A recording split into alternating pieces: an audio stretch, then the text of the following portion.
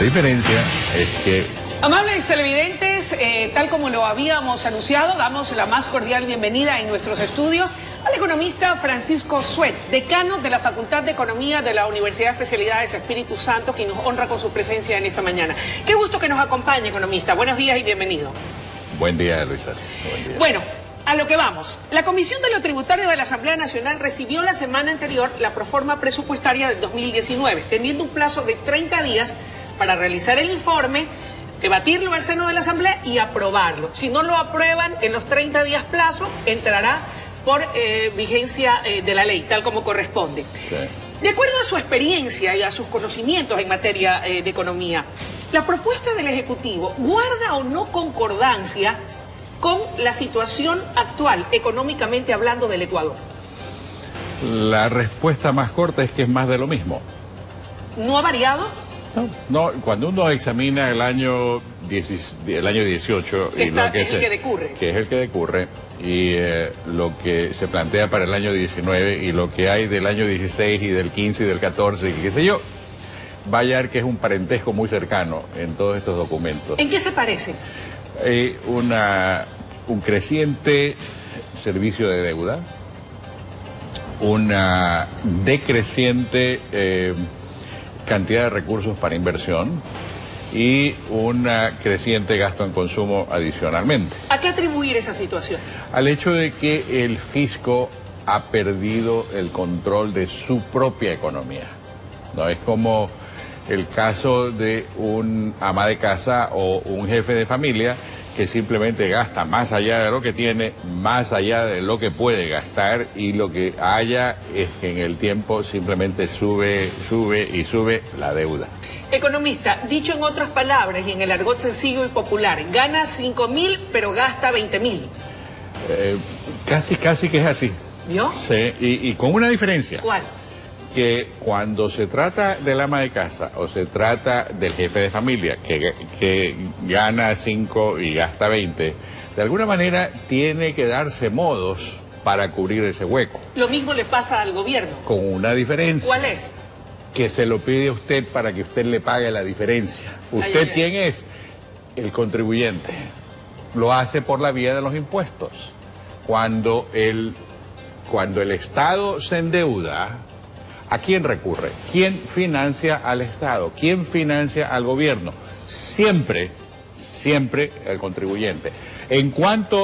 ¿Cuánto pagamos en impuestos durante el gobierno de Correa? 200.000 millones de dólares. ¿Cuánto hemos pagado en lo que va hasta el momento del gobierno del presidente Moreno? Son por lo menos unos 20.000 millones de dólares. Ahora, ¿no hay otra vía? ¿No hay otro mecanismo? Le pregunto esto porque oportunamente, y en agosto 21, para ser exactos, el presidente Moreno anunció un paquete de medidas que, decía él, representarían un ahorro de 1.000 millones de dólares anuales, además de la reducción del aparato estatal. ¿Acaso estas medidas, como otras, no han sido suficientes? No son suficientes porque tampoco han tomado lugar. ¿Cómo? O sea, se las anunció pero no se han concretado. Luisa, una cosa es decir, voy a ahorrar 1.000 millones de dólares. Perfecto. Otra cosa es ahorrarlos. Son dos cosas muy diferentes. Ahorrarlos significa tomar toda una serie de medidas en el tiempo para poder bajar ese gasto. Eso es lo que no ocurre. Y esa filosofía de entrar con gradualismo a pretender bajar el gasto público no funciona. ¿Por qué? Porque las presiones siempre van a favor del gasto. Si por ejemplo se trata de los burócratas, hay una serie de factores casi que automáticamente hacen subir el gasto. Por ejemplo, la antigüedad.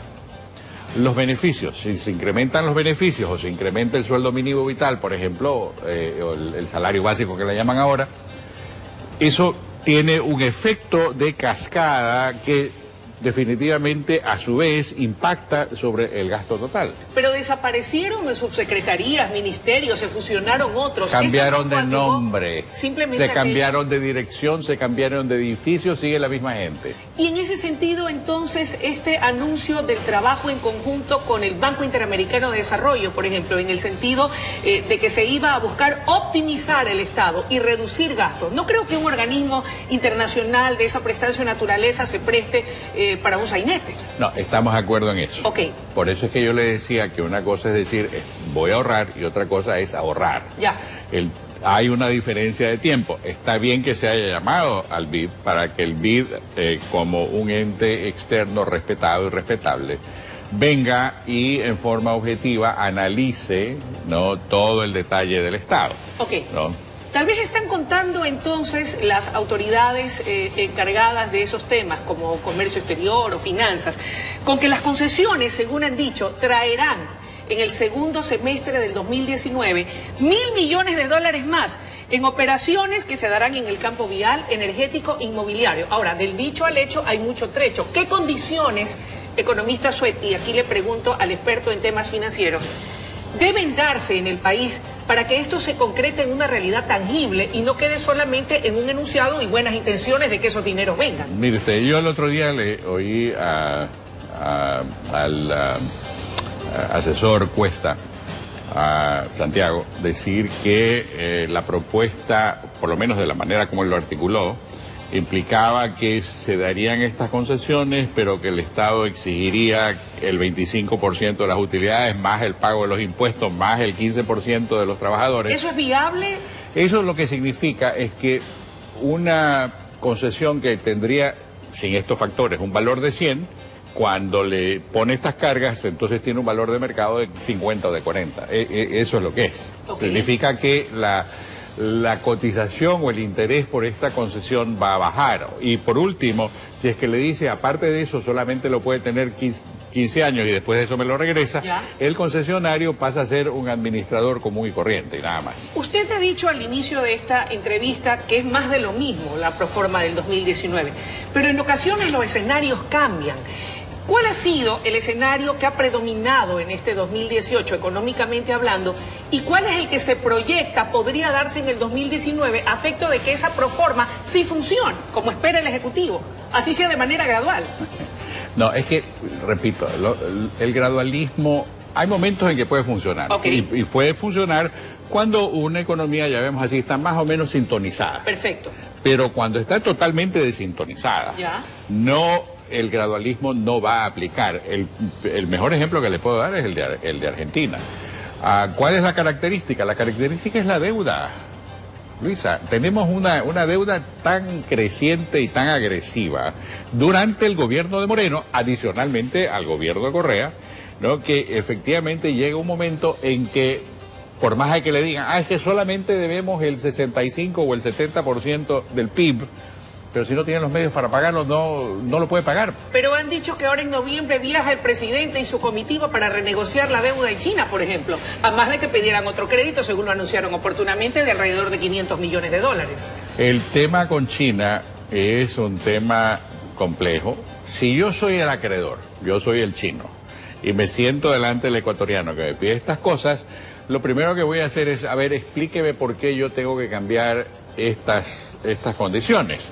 Y si no me lo explican bien, y si yo no veo que a mí me redunda en un beneficio, en otras palabras, uno puede cambiar los perfiles de la deuda.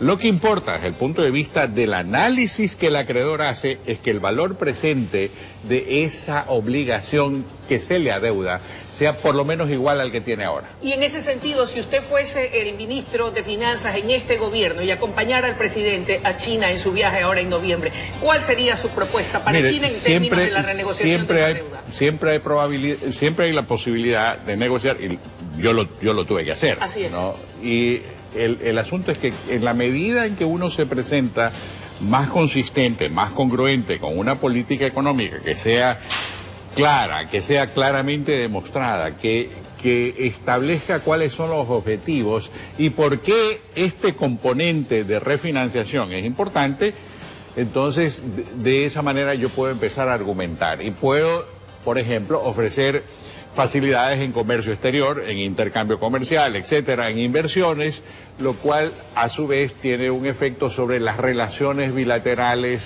globales, ya no solamente un tema específico de deuda, sino toda la relación global. Economista, ¿qué papel jugarán los ingresos petroleros, por un lado, tomando en consideración que el precio del petróleo ha mejorado en los últimos meses, y por otro lado, el avance y apertura de nuevos mercados para nuestros productos agrícolas, pesqueros y procesados? ¿De qué manera podrían incidir en la proforma? Hay un cambio. A ver, eso en la proforma no tiene mucho que ver, excepto por la vía de los impuestos a la renta que se vayan a cobrar, ¿no? Okay. Pero porque felizmente el Estado no importa pescado, ni importa banano, ni importa camarones, porque si no, quién sabe qué es lo que pasaría aquí, ¿no? El petróleo ha tenido un incremento en el precio, pero ha bajado también. En la última semana ha bajado, la cotización del WTI ha bajado como $10 desde el punto más alto hasta el punto actual. ¿Qué incidencia podría tener entonces en nuestra economía? El problema es que la economía ecuatoriana está sintonizada, nuevamente uso la palabra, para que el equilibrio presupuestario se alcance solamente cuando el barril de petróleo tenga un precio de $108. Entonces, entre tanto, siempre va a haber este déficit. Ese es el problema. Es una suerte de adicción. La deuda y el gasto público son adicciones como lo puede ser la marihuana. ¿Qué hacer entonces para salir de estancamiento? A ver, dos cosas. Uno es que tiene que contener el tamaño del Estado, reducir el tamaño del Estado, trasladar la inversión al sector privado y dar las condiciones para que la economía crezca. Es lo que ocurrió al inicio de la dolarización hasta el año 2006. El productor me indica que es hora ya de cerrar la entrevista. Sin embargo, y para concluir, en marzo del 2017 usted dijo claramente, el Ecuador vivirá entre 2 y 3 años de estancamiento antes de ver un crecimiento económico sostenido, pero si se hacen cambios.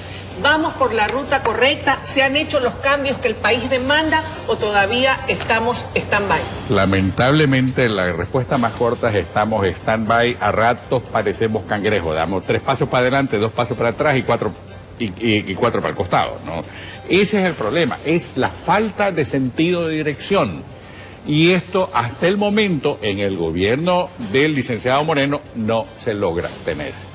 Nos ha quedado clarísimo. En todo caso, esperamos que esta entrevista y sus valiosos criterios de una u otra manera puedan orientar al colectivo y, lo más importante, a las autoridades que han dicho son de diálogo y quieren escuchar opiniones valiosas como esta. Inclusive cuando no les gusten exactamente. Eso es lo más importante. Uno tiene que aprender a escuchar lo que nos gusta y aquello que nos disgusta, economista. Le agradecemos muchísimo su presencia. Un placer. Amables televidentes, ha sido la intervención del economista Francisco Suet, decano de la Facultad de Economía de la Universidad de Especialidades Espíritu Santo. Nos vamos a una breve pausa y ya regresamos con mucho más en La Noticia, primera emisión.